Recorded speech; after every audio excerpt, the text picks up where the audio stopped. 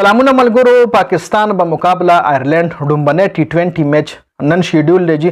نن ماښام 7 بجې به دا میچ شروع کیږي او خو خبردار دی چې دا میچ تاسو په PTV سپورټس باندې او په 10 سپورټس باندې هم کتلی شئ. مخکې به پاکستان چې کوم میچ و د هغې رایټس PTV سپورټس له نه میلاوي دو.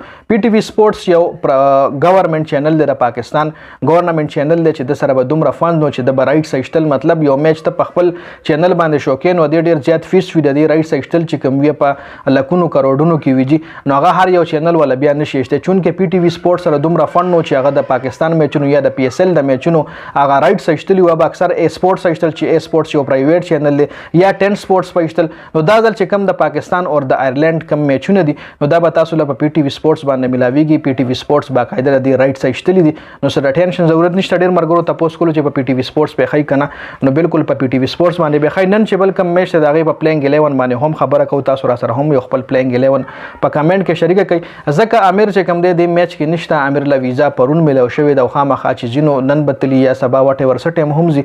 نو ننني میچ دپاره امیر چې کوم دی اویلیبل نه دی. ننني میچ کې امیر نشته. دویم میچ کې به وي نه وي دا به راتلونکي ټایم کې پته لګي.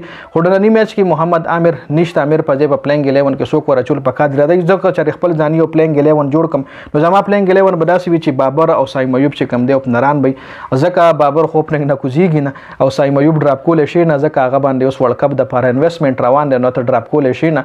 نو سایم ایوب او بابر اوپنران شو. بیا ورپسې رضوان شو. رضوان هم ون ډاون نه راکوزیږي. بیا رضوان نه پس چې کوم دی عثمان خان دی چونکې ون ډاون عثمان خان پکارو ولته سینیارټي او ماغه پاکستان کرکټ بورډ پته نه څه وجه رضوان په نمبر 3 نمبر 4 باندې ولې کمفورټیبل نه دی یا ولې بیټینګ نه کوي یا ولې ون ډاون ته عثمان چې کوم دی په ون ډاون پوزیشن باندې عثمان خان زبردست گیم کوي جی. بیا په 4 باندې عثمان خان شو. په 5 باندې فخر زمان شو. فخر زمان چونکې ون ډاون یا اوپنر پکار دی خو اوپننګ د لپاره دومره ډېر اوپنران دي چې د یړو ځای جوړیږي نه. نو فخر زمان په نمبر 5 شو. په نمبر 6 باندې افتخار شو. په نمبر 7 باندې بیا اماد وسیم شو. شاداب خان په 8 شو. اسامه امیر پکې ډراپ کولی. شاداب نه پس بیا شاهین افریدی په 9 نمبر شو. په 10 باندې نسیم شاه شو او په 11 باندې حارث روف شو جی. امیر شتره نه امیر په ځای کې چره امیر اویلیبل وي نو بیا ما به حارث روف پلیئنگ 11 ته نو کوزولو ما به امیر کوزولو ځکه حارث روف ته نور هم ریسټ پکار د انجری نه واپس راغله دي.